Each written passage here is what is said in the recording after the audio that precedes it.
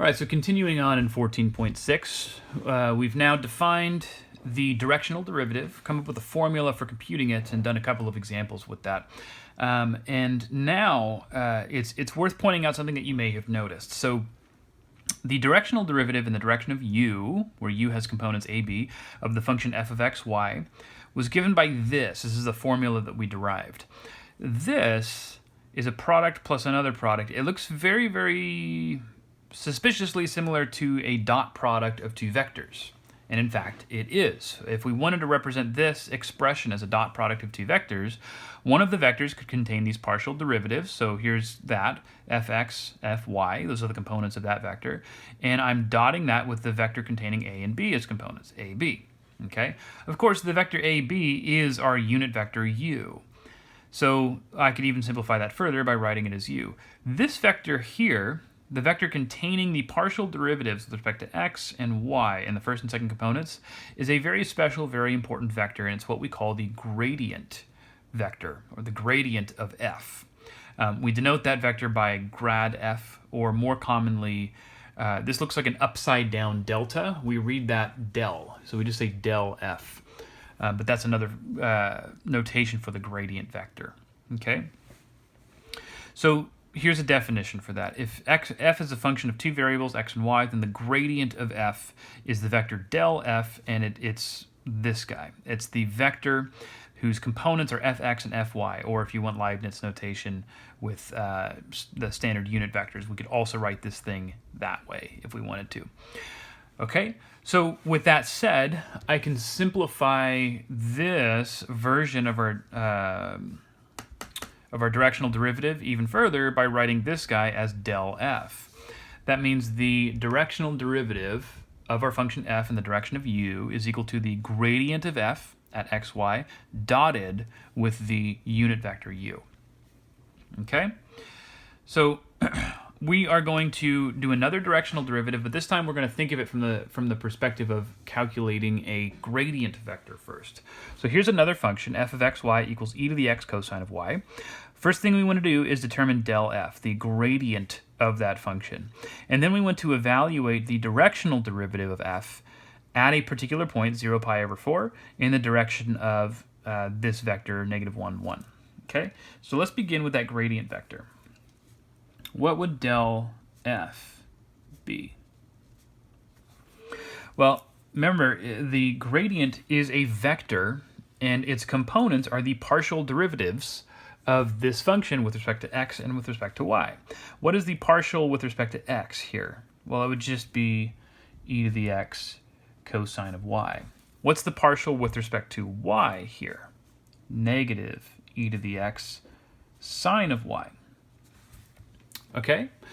Now, that answers the first part of the question. That would be my gradient. Notice it's a vector function, where the function has two variables, x and y. We need the directional derivative of f at a specific point. And for that, according to this little formula up here, I need to evaluate my gradient at the point that we're given, at the point 0 pi over 4. So del f 0 pi over 4. What would that be? Well, plugging a 0 in for my x's, e to the 0 power is just going to be 1. Cosine of pi over 4 is going to be root 2 over 2. Negative sine of pi over 4 is negative root 2 over 2. So that would be the gradient vector evaluated at that point, 0 pi over 4. Next thing I need is to dot that gradient vector with the unit vector that gives me the direction for my directional derivative. We are given a vector, but it is not a unit vector, so we need to normalize that. That one's very easy to normalize. Its magnitude is 2, root 2, so I'm dividing everything by root 2. Negative root 2 over 2 is what you would get by rationalizing the answer that we would have gotten by dividing by root 2, and then I have root 2 over 2 right there. So my directional derivative is the dot product of these two vectors. That's what this formula is saying. du of f of 0 pi over 4 is equal to the dot product of root 2 over 2, negative root 2 over 2, with negative root 2 over 2 root 2 over 2. Root 2 over 2 is the same thing as the square root of 1/2, so multiplying root 2 over 2 to negative root 2 over 2 is just equal to negative 1/2. I'd get the same thing here, so negative 1/2 minus 1/2 equals negative 1. That's my directional derivative. And again, just to circle back and talk about the context here, if you were to graph the surface given by this function, and then start at the point 0 pi over 4 and travel in the direction of negative 1, 1, this vector, you expect to be going downhill on that surface instead of uphill, because this is a negative directional derivative. Remember, that's what that means. This is the rate of change in z with respect to v. I'm sorry, with respect to the direction in which you're traveling. Okay? All right. Now, we've been focusing on functions of two variables, and we've defined our directional derivative and our gradient vector. All of those things, the directional derivative and gradient vector, also have versions or forms in the case of functions of three variables. And we don't need to go through a lengthy derivation because they're essentially all the same ideas, just applied to three variable functions. So by analogy to how we define the directional derivative in the beginning of this section, the directional derivative of a function f of three variables at the point x0, y0, z0 in the direction of a unit vector u, which now needs to have three components, a, b, c, is this. Notice it looks very, very similar to the directional derivative we defined before. It's defined using a limit, and I'll let you kind of look at this and compare it to our previous definition to see the similarities. It's a cumbersome and kind of lengthy thing to write out, and this is where vector notation can be really, really helpful. So if we let the vector x0 represent the position vector for this point, x0, y0, z0, so that means it would have those as its components, then I can write x0, y0, z0 as just bold x0 in vector form, and then notice this thing up here can be written more compactly as x0 plus hu. In vector form, this would be equal to this. And then again, here I have x0 as well. So this vector notation is not only more compact, but it also gives us a way of generalizing the directional derivative to functions of any number of variables, because they're all going to look like this. Even the directional derivative for functions of two variables can have this form. It's just that the vector x0 and the vector u will have two components instead of three. But you can see where that would generalize. Okay, so this is a notational convenience here. The gradient of f, where f is a function of x, y, and z, is defined analogously to how we did for the case of a two-variable function. In this case, we get a vector with three components, and it has all three partial derivatives of that function f, fx, fy, fz, in that order. That makes up the gradient vector for this three-variable function. Here it is again in Leibniz notation with standard unit vectors. These are the same thing. Similarly also, and we could derive this in much the same way that we did already, but we're not going to go through all that. That gradient vector gives us a shortcut for computing the directional derivative of our three-variable function in the direction of u. It's just the gradient dotted with u again. Okay? So let's do another example, this time working with a three-variable function to get some more practice in. We want to find the rate of change in the function f of x, y, z, which is given by this, x, y squared inverse tangent of z, at this point, 2, 1, 1, in the direction of v equals 1, 1, 1. Okay? As we've already seen, we know that this vector needs to be represented by a unit vector, so we might as well do that first. The magnitude of this vector is root 3, so dividing everything by root 3 is going to give me my unit vector, 1 over root 3, 1 over root 3, 1 over root 3. Okay, I'll just put that down because I know I'm going to need that at some point. Next thing that we need is our gradient vector. That's part of this formula. And I now need to compute three partials for this thing. Partial with respect to x, y, and z. So what is the gradient of f of x, y, z? Starting with my partial with respect to x, I can see that I would get y squared inverse tangent of z. Partial with respect to y is going to be 2xy inverse tangent of z. And then finally, my partial with respect to z, I'm differentiating the inverse tangent function. So I'm going to get xy squared over 1 plus z squared. Okay, so that would be all three partials of this function loaded into this gradient vector. Now, in order to use this formula, I have to plug the point 2, 1, 1 into this function. So specifically what I need is the gradient of f at the point 2, 1, 1. Now this is really just a lot of arithmetic, plugging numbers into all of this. I'm going to let you deal with the arithmetic part of it, and I'm just going to churn out an answer. But what this comes out to is pi over 4, pi 1. Okay? That's going to be the gradient at that point. So all that remains to do is to dot these two things. My directional derivative in the direction of u at the of f at the point 2, 1, 1 is equal to the dot product of pi over 4, pi 1 with 1 over root 3, 1 over root 3, 1 over root 3. That's equal to pi over 4 root 3 plus pi over root 3. Yeah, pi over root 3 plus 1 over root 3.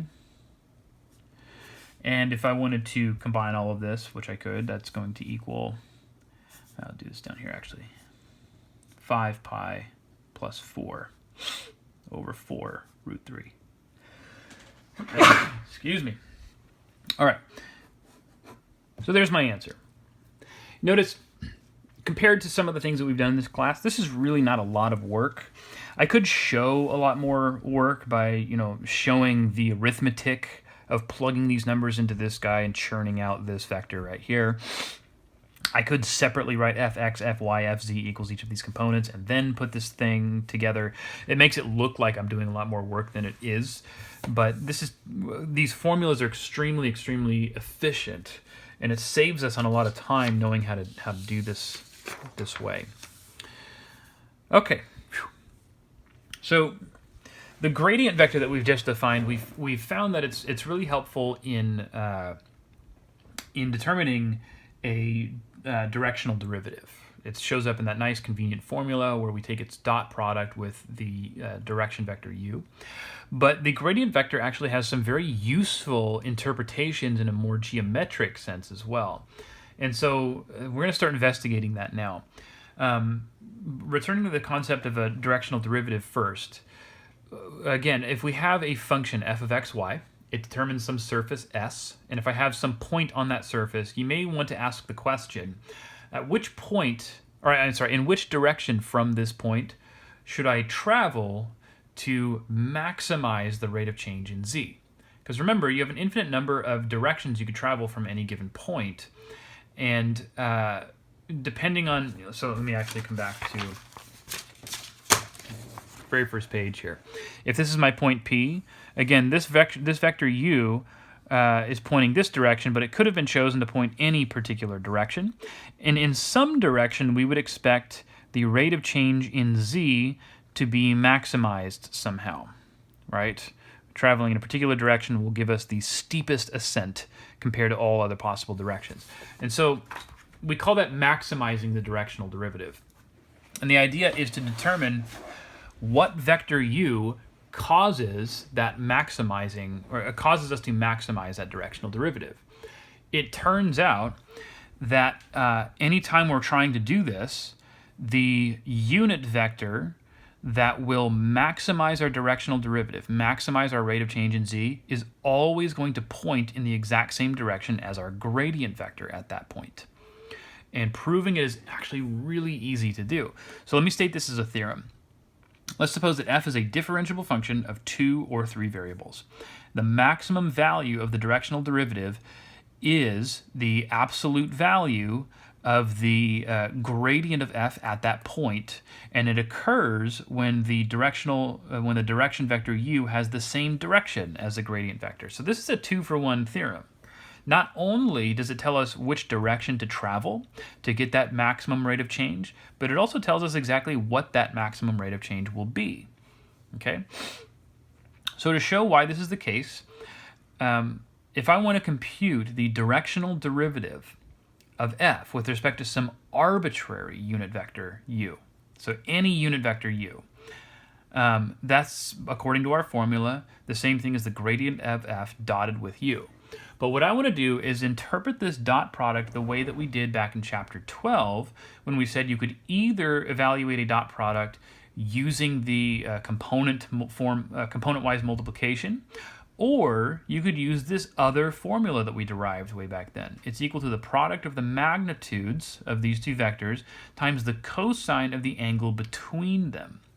Now remember, u is a unit vector, so its magnitude is equal to 1. That means this simplifies to the magnitude of the magnitude of the gradient of f times the cosine of the angle between f and u. How do you maximize this? Because remember, that's the goal. We're trying to maximize our directional derivative.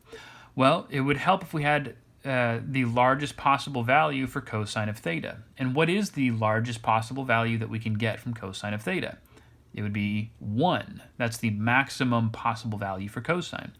But if cosine of theta is equal to 1, what does that tell you about theta? Well, that only occurs when theta is equal to 0. And if theta is equal to 0, what does that literally mean? That means the angle between del f and u is 0, which would mean that both of these directions both of these vectors are pointing in the same direction. Okay, that proves the second part of this thing. Now, not only that, if cosine of theta is equal to 1 in that case, then this expression is just equal to the magnitude of del f, and that would be what that maximum rate of change is equal to. So really, really elegant, pretty little proof that is just really, I love the way it ties in different ideas from chapter 12 and gives us this really interesting results. So let's do an example where we want to use this result. The temperature at a point x, y, z is given by this function. T of x, y, z equals 200 e to the negative x squared minus 3y squared minus 9z squared. And T is going to be measured in degrees Celsius. X, y, and z will be measured in meters. Okay?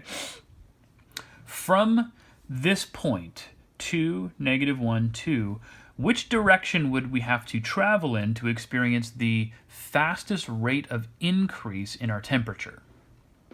Okay, so the fastest rate of increase, that's clearly talking about a derivative because it's a rate of increase.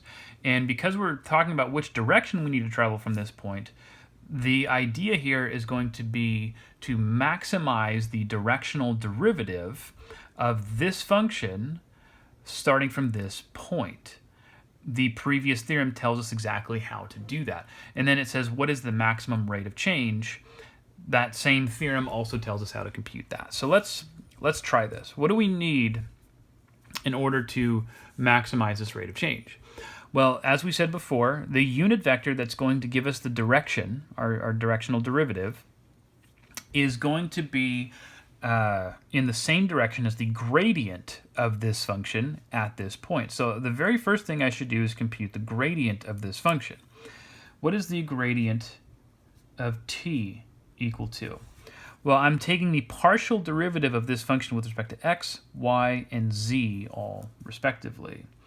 That's going to give me negative 400x e to the negative x squared minus 3y squared minus 9z squared. And then that's my first component. Then I have negative 1200y e to the negative x squared minus 3y squared minus 9z squared. And then finally, negative 3600z e to the negative x squared minus 3y squared minus 9z squared. Okay? It's kind of ugly looking, it's kind of messy, but the derivatives themselves, the partial derivatives, are very easy to evaluate considering what this function is. So hopefully it's not confusing where I got these from. Make sure you're comfortable with that. Notice that it would be much more convenient to write this vector out if I pulled a common factor out of all three of these. So for example, if I take negative 400 e to the negative x squared minus 3y squared minus 9z squared out as a scalar, what does that leave me with? Well, that's going to be, actually, it's going to be x. So I was going to write 1x, but let me just say x. And then here I'm going to have, let's see, that would be 3y left over. And then here, if I pull negative 400 out of that, it's going to leave me with 9z. Okay, so it's much easier to write it in this form. And one thing that we want to do with this gradient vector is we want to determine its what it's equal to at this specific point. So what I really need out of this is the gradient of t at the point 2, negative 1, 2. Okay, so if we were to go and plug 2, negative 1, 2 into this, I'm going to get negative 400 times e to the negative 2 squared minus 3 times negative 1 squared minus 9 times 2 squared. That comes out to negative 400 e to the negative 43rd power. And then if I plug 2, negative 1, 2 into the x, y, and z here, I'm going to get 2, negative 3, 18. Okay? So there's two questions being asked here. The first is, what is the direction of fastest increase in temperature from this point? And if you notice, what we have here is a scalar times a vector, right? Now, multiplying this vector by this scalar does not change the direction. So if I want to talk about the direction, I could just use this vector. Although, actually, I do want to point one thing out here. I have a negative on the outside here, so I take that back. It actually will switch the direction. It'll flip the direction around. Let me bring that negative back in. I'm going to call that 400 e to the negative 43rd power times negative 2, positive 3, negative 18. So let's actually use this vector. This vector will point in the same direction as the entire thing. It's just scaled here. So I can say that the direction of maximum increase is given by this vector. Negative 2, 3, negative 18. Now if you notice, I'm not using a unit vector here. And it's okay. I can use a unit vector if I want to. But because we're going to, then we need to compute this directional derivative in this direction. And if I was going to do that directly to use that formula that we came up with in the first place, I would need to normalize this to create a unit vector. But the theorem above tells us a faster way of determining that maximum rate of change without needing to use the original formula at all. So I don't really have a need for the unit vector here. I can leave this unnormalized. Okay, so this is going to be the first part of my answer. What is my maximum rate of change? To maximize my rate of change, I'm supposed to take the magnitude of that vector. The magnitude of del t at 2, negative 1, 2 is going to be equal to the magnitude of this guy. Well, remember, the magnitude of a vector that's in this form, scalar times vector, is the absolute value of this scalar. And notice this scalar is already positive, so it should be 400 e to the negative 4/3 times the magnitude of this vector, negative 2 squared plus 3 squared plus 18 squared. Simplifying that down in a calculator, or if you do that by hand, it's fine. 400 e to the negative 4/3 times the square root of 337 is what that comes out to. That's my maximum rate of change. Max rate is 400 e to the negative 43rd square root of 337. And remember, this is measured in degrees Celsius per meter. That would be the units that we use based on what we talked about. Okay? We have more to cover. We'll do that in the next video.